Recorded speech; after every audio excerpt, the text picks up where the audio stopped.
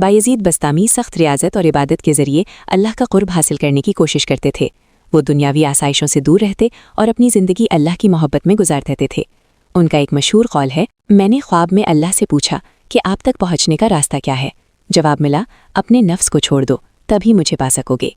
तसव्वुफ़ में ये माना जाता है कि नफ्स की कुर्बानी और मुसलसल मुजाहिदा ही इंसान को अल्लाह के करीब ले जाता है। बायजीद उन नादिर लोगों में से थे जिन्होंने खुद को मुकम्मल तौर पर अल्लाह के हवाले कर दिया था।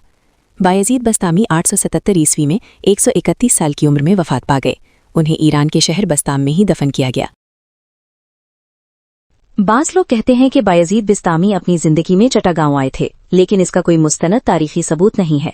ख्याल किया जाता है कि सूफिया किराम जब इस खित्ते में इस्लाम की तबलीग के लिए आते थे तो पहाड़ी या जंगलाती इलाकों में क़याम करते थे। इसी वजह से चटागांव में उनके नाम से एक मज़ार कायम हो गया। रिवायत है कि जब लोगों ने उनसे चटागांव में रहने की दरख्वास्त की तो उन्होंने खुश होकर अपनी छोटी उंगली काटकर चंद कतरे खून जमीन पर टपका दिए। बाद में इसी जगह उनके नाम से मज़ार बनाया गया।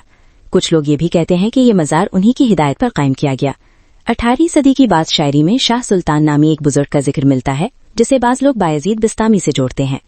चटागांव शहर की एक पहाड़ी पर वाक़ई बायजीद बिस्तामी का मज़ार पहली बार 1831 में दरियाफ्त हुआ।